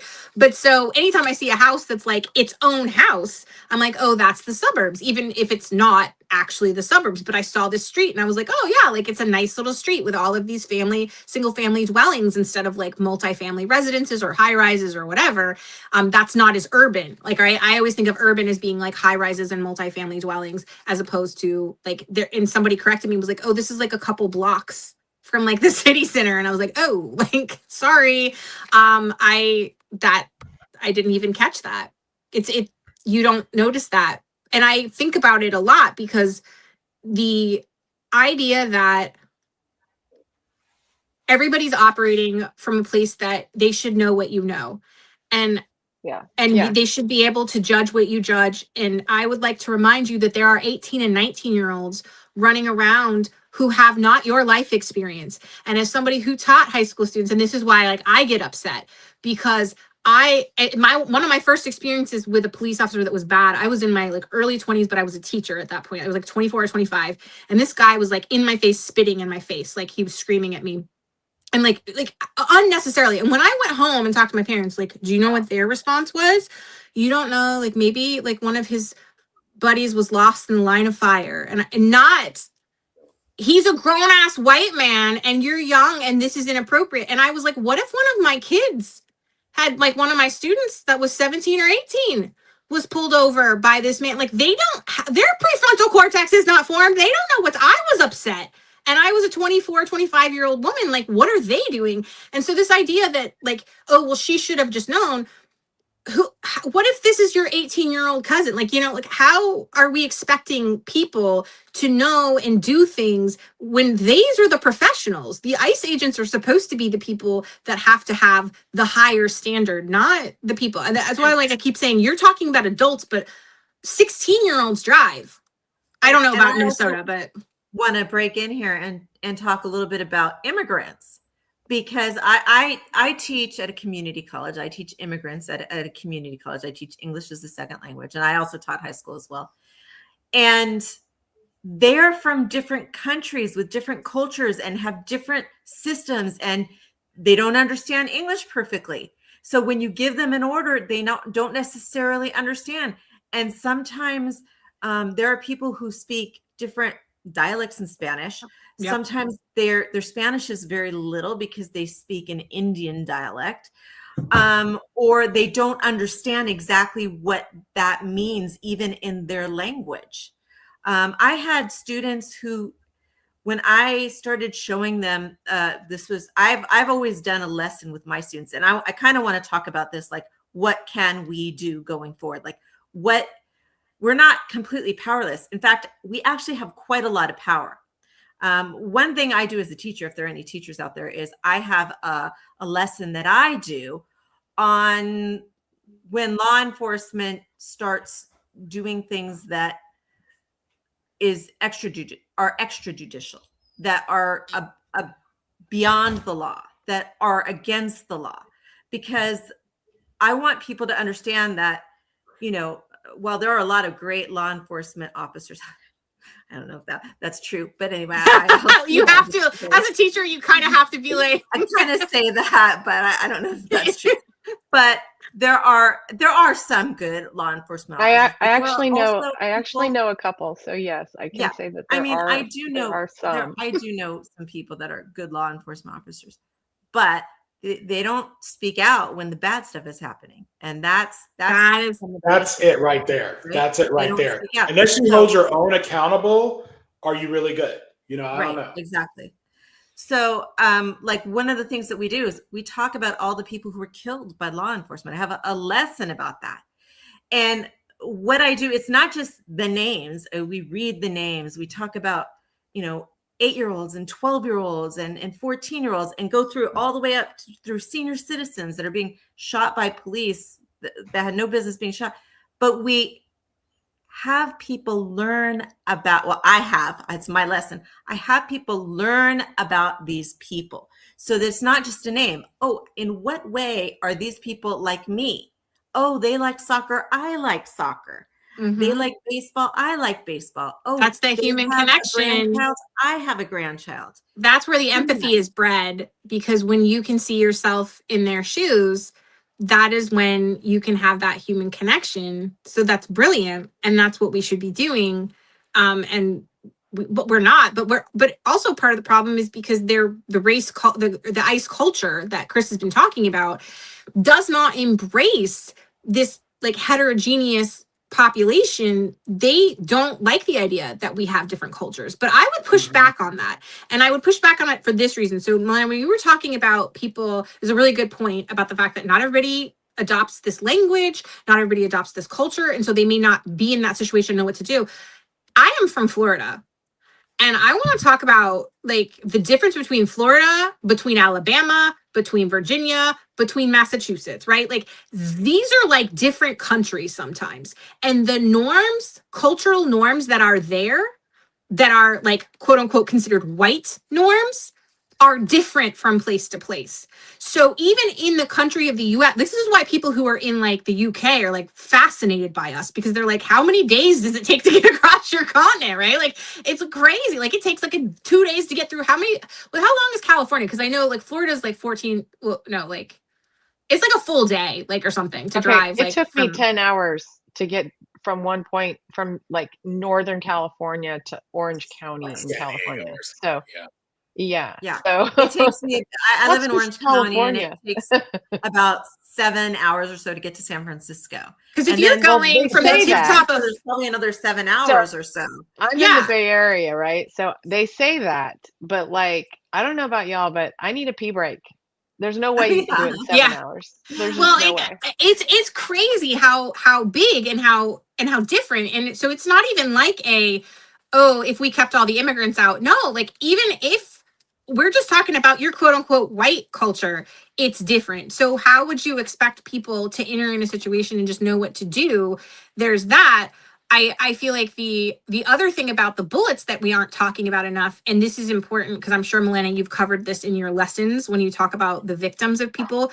Bystanders are victims. So if you come out of your door, where are those 3 bullets going? And again, I'm sorry if this happened while my computer died, but like, where are those? Like, one maybe struck her. Where the fuck are the other bullets going? This is why the threshold for deadly force is so fucking high when you're in populated areas, because there are people and it's not worth the risk. Like even if it's a risk, the law enforcement officer has to do, it's the due diligence of them to get the fuck out of the way and do whatever they can to not draw their weapon. And if they draw their weapon, they better be aiming to kill, and that's it. It shouldn't be all of these bullets flying all over the place. When they talk about people that shoot bullets up into the air and then that comes down and hits somebody, they're prosecuted for murder because that's unreasonable. Where a bullet goes, it's going to come down. And so these people know that.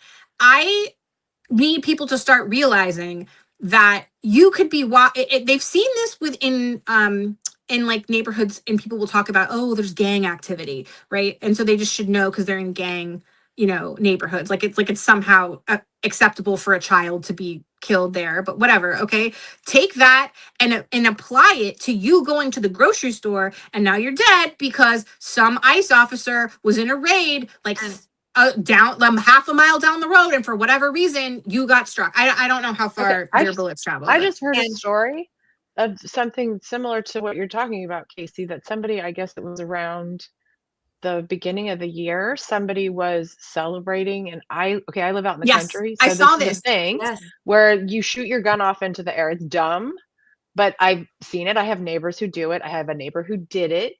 So I get it, but apparently there was some off-duty ICE officer who went to handle the situation and shot that man. Yeah. So, there's more stories. There's stories we haven't even, this is the first I've heard of it. And I think today was the first time I saw anyone post about it.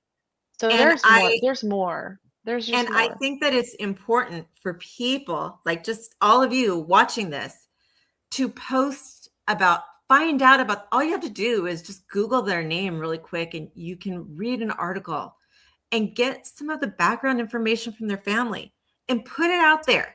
Because just like what I do with my class, where I make my class like do this research on these people that, don't really impact their lives, but it shows them they have to make a poster. They have to make a poster about someone that happened to. Make your own poster, even if it's just a word poster about the lives. I'd make them write their obituary. Yeah. I mean, try to push out some empathy into this world. With your neighbors, talk about it with your neighbors. I saw my neighbor at Walmart and I started talking about it. She's like, I'm an old white lady. I don't want to really hear this. And I said, I know you don't want to, but it could happen to your kids. It could happen to your family. So I'm going to recommend something. I did it. So I live kind of in a rural area. I'm going to recommend this to anyone. Because for a while I was like, rural, because we have farms, we have ranches. So when he first took office and started doing this, it was of concern. We had, there was an incident that happened near our home. And so a lot of us, my neighbors were scared. And we have, wineries, we have, cattle, we have, you name it, llamas, horses, everything. A little bit of, we have a chicken farm around the corner. So there's a very diverse community here, very diverse. And so when things started happening, I really felt it. I was terrified for my friends, my family, my neighbors. And we used to have, like, how you go on to like Nextdoor, which is like so horrible. sorry Nextdoor, but folks go on there to complain, right? So I went on there, tried to find as many of my neighbors as I could that were mapped, and I just started reaching out, and I said, can we do, instead of doing something online like this where everyone's in everyone's business, can we do a phone tree like they do in elementary schools, right? When something happens, you call you're responsible for calling a parent or whatever. So we started a phone tree so that if something does occur in our neighborhood, we can reach out. We each have like our assigned neighbors that we contact, and luckily we haven't had anything happen since that one time, but I don't want to say it gave us a false sense of peace, but it definitely helped. It helps calm the fear when you have a plan. I do right? like that. And I do think we need I more of that. recommend it in any neighborhood. Yeah. Like what I did on WhatsApp, you can do that with a phone tree, or you could do it on Signal, or you can just do it by a big text Talk to chain. your neighbors, add them to it, whether it's Signal, WhatsApp, whatever you want to do. But have it's a something great way to meet your available in neighbors, your like- neighborhood, your immediate neighborhood, because this is happening. I mean, I don't know about y'all, but I heard JD Vance say today that they're going to start knocking on doors. Yeah, they are coming to our doors. I want to say something to what Milena had said about like, and also what Michelle had said, because you were telling people that don't want to hear it or whatever. Just something people can maybe try is like, in the past, I think when we take news to people, we take news as like, can you believe this happened? Like, this is like, whatever. Can I ask maybe that you try to say things like, I saw that like she had just dropped off her kids. That makes me so sad. Like, I feel really sad about this, and put yourself in it, because it's a lot harder for someone to shut you down and say, I don't want to talk about this, when you are saying it makes me sad. I'm really upset about this. I want to talk about this because I like, this could happen to me. But instead of like the sensation and the horror, because that's a natural human reaction. Like, obviously that's like, when you see something like that, the first reaction you want to do is go see another human and be like, can you believe, right? Because that's the natural thing. But take it to the next level and do that thing that you've learned to do, that all millennials learned when we went to therapy, right? Like, was the actually talk about you and your feelings and personalize it that way, because people can't, they have a harder time rejecting that, especially if they care about you. Like, even my mom, she'll change the subject, she'll try, but if I'm like, I'm like, this is so sad, and she'll be like she's like so uncomfortable at that point. And by the way, remember, she's the like quote unquote true empath, but like, here I am being like actually verbalizing my emotions and feelings. She's like, oh, like, it's a proven fact. Folks with ADHD are highly empathetic. They are highly empathetic. And she's ADHD too, so she should know better, but she doesn't treat hers, so that's different. Like, right, she's in the closet with that. Anyway, just everybody report back. Let me know if you come back like next week, or like come to my thread section, or like, it was so tell one of us if you've tried this and you think that it works, because I really do believe that if more of us did that, we could have longer conversations about this that are more impactful. I don't know. That's just my Casey, I actually did frame it like that with the guy that works at PetSmart, because I walk there every day. So I was like, just having that conversation, and it was a great conversation. And he's like, I'm actually someone who watches like Border Patrol shows, and I really do believe that there's an issue and a problem. But like, hearing that story and how you feel, it makes me look at it in a different way. And I was like, this guy is like the nicest guy. So I was like really surprised that he watches like Border Patrol shows, and he's like, but it just really like it hit him. So I do think we can make a big difference. There's a couple other things I just wanted to briefly mention. One is, if you're in California, we have SB 54 that was just introduced, that is a law that if you call your state legislator, just Google who's my state legislator and put your zip code in, and then call your state senator, because it's a Senate bill right now. And then you can also call your state assemblyman. This law would make it illegal for law enforcement and sheriffs, any law enforcement in California, to moonlight as ICE agents. Yes. Because we don't want people who are trying to like help people in the community, then later that night go out and hurt people in the community. So that's one thing that you can do. 2, go to your city council meetings, go to your county board of supervisor meetings, and tell them that this is not okay. And you want to see policies in your city. And now in California, it is now against the law to wear a mask, any law enforcement to wear a mask. But I've been seeing video after video where they're still wearing masks. So you can call your police department, you can call your sheriff's department and say, I want to see enforcement of this law. And if you're in a different state, you can ask for your cities and your state legislature to make laws about this. And it might be, some like far off dream if you're in Texas for that to pass. But they're not hearing from you. Like, how often do people actually call their state legislators? If they see that this is not popular, yes, we do, but not very, even us, we call Congress more often than our state legislators. Many times a day, actually. Yay, you're awesome. But by making these phone calls, it matters, especially if we get our family members and our friends to make these phone calls.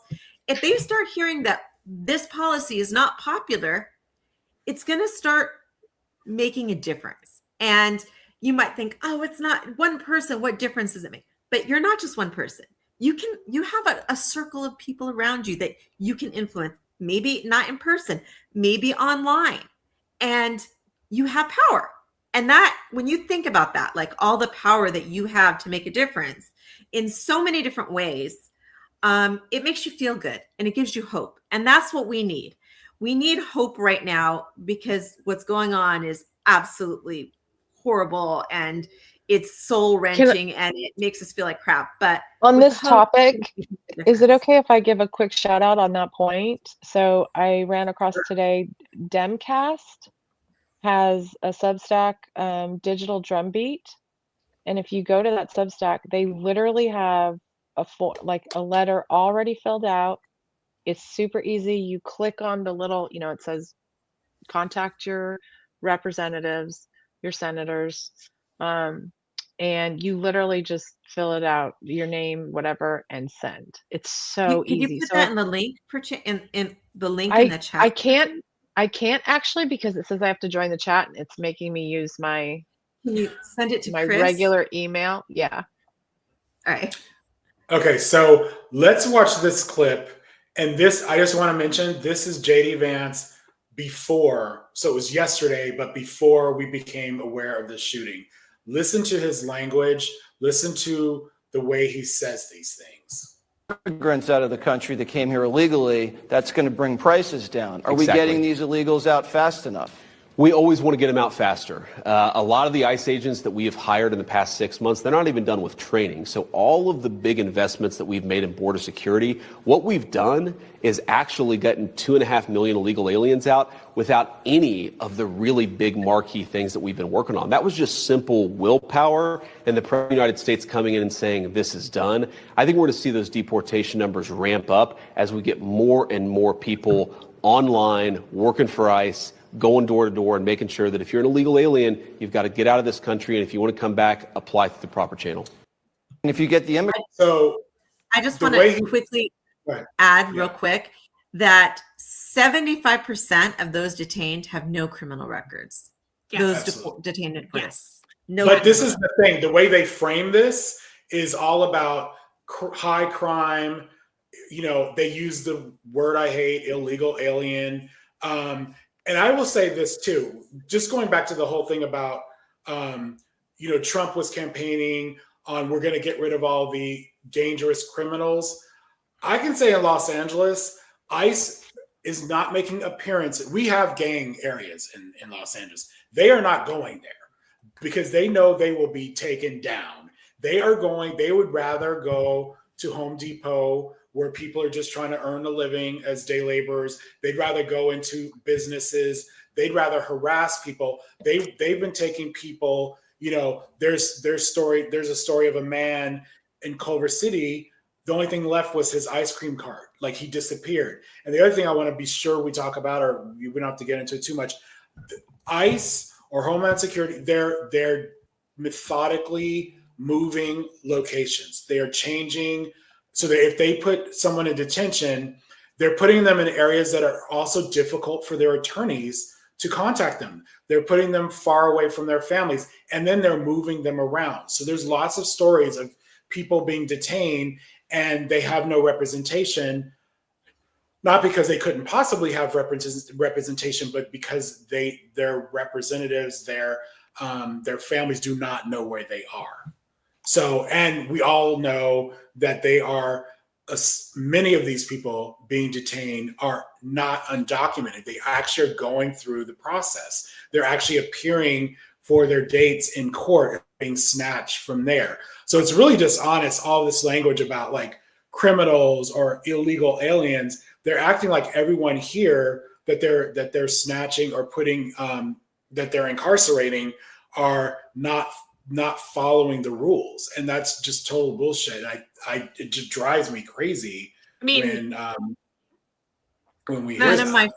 We talked about this like in a bunch of our earlier lives, and what is so infuriating about this is look at the people that they were taking. And by the way, they were people that you were and I were missing because they were fruit cart ladies, they were working at restaurants, they were people who were actively in the service industry. And so a lot of white people came out and went, where'd my cleaner go? Like, where did these people go that were helping, that were helpers, that helped us? And the idea, we were like, hey, I thought you were going after gangs. They didn't go to gang territory because they would get their asses kicked. So they stole these sweet old grandmas off the street. And so it was like, it wasn't just that they were doing it. It was so visually obvious, like what was happening, that the people who like us, like were watching, were like, this is so insulting because it's so obviously not, you're saying one thing and doing another. And once again, that's the false analogies that they're trying to sell all the time about immigrants, because that's how they sell their brand, is the fear. That's all they have, is the fear. And they have to create fear where it doesn't exist. And what better way to do it than people who don't look like you, because we can claim they're the threat. And it's like these, like, for instance, when they talk about, somebody was in my comments today and I screenshot it. I don't know if I have it on this phone. They said, well, you'll feel differently when some migrant rapes your family member. And I said, sir, I'm going to tell you right now that my family member is more likely to be raped by someone from the Republican Party, because they are the party that is actively protecting pedophiles and rapists right now. And statistics show that like 9 times out of 10, the person that harms you is somebody that you know, and it's likely a pastor or a police officer. And we have statistics of people who are sexually abused. So like, if you want to come at me with stuff like that, I have actual facts. I know your party doesn't believe in them, but I have them and they're here, and I am safe. I am safe with immigrants. I am not safe with people who look like you and me. I'm safe with immigrants. And that's what people know. I know undocumented immigrants, and they do not want trouble. Like, if anything, they are more, they're less likely to have any involvement with crime because they do not want trouble. And that's just a basic fact. I mean, they're taking one incident of rape or one incident of murder, and this is what they do with people of color, period. It's the whole group. We have to answer for everyone in our, racial group because one person does something. When somebody is white, oh, that's just a man. That's the default race, being and they've been in control. We've been in control. Our people have been in control. And like I would say, really white men have been in control. And look at what the system looks like. And see, that's the problem. They don't want to account for the fact that they have fucked up so royally. They gotta be scapegoating. They gotta be pointing the finger at somebody else, because if they didn't, they'd have to account for the fact that they can't run this country. And that's full stop. This is why also we talk about putting a black woman in charge, because like somebody like me that's like, oh, like, aren't you afraid because they'll take your jobs? Good, let them have it. Like, what do you mean? Like, we have done a shit job. Like, this isn't great. What are you writing home about? America's great. Why? Like, look at how much we're paying in rent. Look at our health insurance. Why is it so hard to say things aren't perfect? Why is it so hard to say that things aren't great right now and maybe somebody else could do a better job? What's the ego thing? Like, it must be tied to that lack of empathy that Melinda's been talking about. Like, what's the thing there that stops people from being able to say, I'm totally fine sitting back and letting somebody be better than me? Like, do these people, are they not able to watch the Olympics? This fascinates me. Like, can you not watch the Olympics? Because everybody there is better than you and has always been better than you. Does that hurt your ego? Like, they watch football? What? Somebody explain this phenomenon to me. There's got to be something in therapy about it. One thing I wanted to bring up when you were talking earlier about like them taking who they're taking. They're at the courts, and some of the people that they're taking are victims of domestic violence. Mm-hmm. And the people who there are also contractors that have all their workers work and then they don't want to pay them, so they call ICE on them. And domestic abusers are calling ICE on the people that are reporting on them, their partner that's reporting on them. The people who are being taken are easy picks that they can just pick up right at court. Yep. So they just stand right outside the court and they're picking people up that way. They're not going after criminals out on the street. A lot of the people that they're taking are workers like at car washes, where they go and raid a car wash or raid a factory in the clothing market, in the fabric. What's it called? Chris, you would know because it's your industry. They did it in LA. That was one of the first things that they did. We just call it the garment center. So that whole area. The garment center. Industry. Fashion district. And, I have one neighbor who had her gardener was abducted and detained. And then her housekeeper said that she's self-deporting and leaving. So she's all out of help. She'll have to do all the work herself. But I mean, it's just crazy. The 2 million number that he said is just some made up figure that he wants everybody to believe. That is, he has no way of knowing exactly how many people are self-deporting. How on earth would he know how many people would be self-deporting? It's a pie in the sky number. There are only 68,440 or 90, I can't read my own handwriting, people who are in detention right now. So given that number, it's impossible that there are 2 million people that have been deported or even self-deported. That's just a crazy number. They are lying to us repeatedly over and over again. And we need to make sure that we set the record straight about that. Mm-hmm. Yeah. So I think we're about the 2-hour mark, guys. So we didn't even get to Venezuela. I had a lot of content to share about Venezuela and Greenland and whatnot. That's sorry, Venezuela. It's not that we don't think you're important. This is how bad it is. We had a whole 2-hour session. This all broke yesterday. And it's just insane. And then we heard just before we went on here, we find out that there's 2 more, people that got shot in Portland. So I know we just need to keep an eye on this. I am very disturbed that basically, the FBI is shutting out the authorities in Minneapolis on this investigation. I think you can just go off the bat and say this is not going to be a fair or transparent investigation. We are not going to, this woman will not see justice if there isn't a thorough investigation into the her murder, really. And we all have seen these videos. We can see with our own eyes that she did not ram anybody with her car. She was not a domestic terrorist, lie after lie.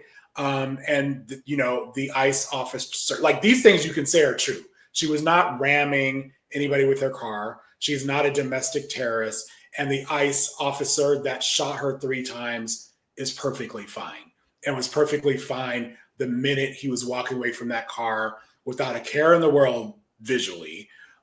So this is insane.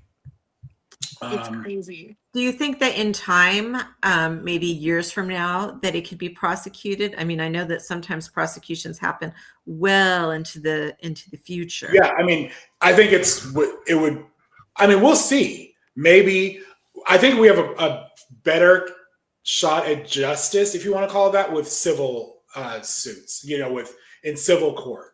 Like, there are going to be lawsuits. I mean, if I were her wife, you would definitely be getting sued. And so then, at least, even though it's not criminal, at least you get the story. At least we could get the evidence. You would get disclosures. You would get, so I think we have in a lot of these cases, you have a lot better chance at seeing transparency there. And then, hopefully we end up with another administration that actually, like, that is one of my criteria for president, is I want to hear you're going to bring justice. Like, we're going to see justice for the Trump administration. And if you're not on that page, I'm still looking, on who I'm going to support. And I hope a lot of people think like that. We're going to have, everyone's going to be running for president. Well, what are you going to do for us? What are you going to bring to the table besides just talk? Like, I want you to be brave and be upfront about, I'm going to bring justice to Kristi Noem, to Trump, to all of these crazy people. So, I mean, all these children who've been separated from their parents and put in detention and tortured, there needs to be justice for that, for sure. You know what, we need Melina, there's no doubt in my mind that things are much worse than we even know. And I think that's the scariest thing here. Like with these detention centers, we do not know how bad they are. We just don't. And just in the last Trump administration, there were over 4,000 cases of sexual abuse reported. And that was back then. And that doesn't hold a candle to the kinds of hell that we're seeing that these poor kids are having to endure this time around. So, well, I think what we are, there's a lot of things we can do. You mentioned a lot of them, but I think the thing is, at least with ICE and, with Renee Good and all of these things that have happened and that will continue to happen, is to share these videos, share your posts, spread the word. Mainstream media is, I don't want to say they're not doing anything, but they're not doing it quickly enough. They're not meeting the moment. They're not meeting the moment. They're not meeting the moment. And I think it's people like us, like the viewers out there who are sharing and spreading the word. Like, honestly, a lot of what we know about this murder is only because of social media. Even mainstream media is getting a lot of their information from social media. At the same time, we have to be careful about the misinformation. We have to be careful about the AI, doctored photos that they're sharing, doctored videos. And people are good about calling it out. And so we have to do the same. And incidentally, it could be the right wing are also creating AI videos that seem like they're left wing, like based. Yes. They have like the perspective, our perspective, just so that they can go look at what the left wing is spreading around. So we have to be very careful. And I got caught out sharing 2 AI videos in one day. I had no idea that they had gotten so good. One was of like a little bird, and one was of AOC. And I was like, oh my God. So now every single video I share, I go and I look for an article to make sure that, this actually happened. Yeah. Unfortunately, that's where we are. I just want to say Casey, on a would- final note, as we check out here, it's tempting to be like, I don't need to share, like something's really popular. I don't like it's already been around. There's this like, cause like you just feel like it's superfluous or like it's unnecessary. But I want to remind you that like when we share content as content creators, like we're told that like a small fraction of people actually, even the ones that follow us, see our content. So like 5-10%, maybe 20% at most. And so that's why they tell content creators to repost their content, because it is likely that most people did not see it. And so the reality is that even if you feel like something is popular or people have seen it, maybe they haven't, and it's not going to hurt to share it. And even if 1 or 2 people see it, those 1 or 2 people, you don't know what they're doing offline or outside in a daily basis with other people having conversations. They might be the greatest evangelist or greatest ambassador in this situation. So like, it's just never gonna hurt to share this and have the conversations like everybody was talking about earlier, like Milena's nice assignment with her students to humanize and memorialize these victims, because this administration sure as fuck isn't going to do it. So it's going to be up to us. And I think that that is one of the greatest parts of resistance that we can do, is be that kind of telephone chain, and also keep recording the ICE agents. Like we already said, keep recording. You noticed in that video how many people had phones, but also how important every single angle became. Right? So the people who are on opposite ends of the street, we needed both of those angles. So even if there's already other people recording, we don't know what's going to happen to that footage. We don't know what's going to happen to those people. The more the merrier. Like, the more the merrier in this environment. Geez. Anyway, the more that people are doing this, that's where we have our power, and that's how we take back everything, because they can't refute all of us with video footage. So thank you all for joining us. Thank you, guests, for being here. It was a lively discussion and cathartic, I feel like. Yeah. So we'll see you hopefully next Thursday. Yeah. And who knows what's going to happen in the next 7 days. I will say that much. It's like, holy shit. Like I said, I'm ready to tap out of 2026 already. Slow news day. Like, just give it to me. Be safe, everyone. Be safe. Be safe. Protect yourself and be safe. Bye-bye. Okay, bye. Peace and blessings, everybody. Good night. Thank you. Thank you very much.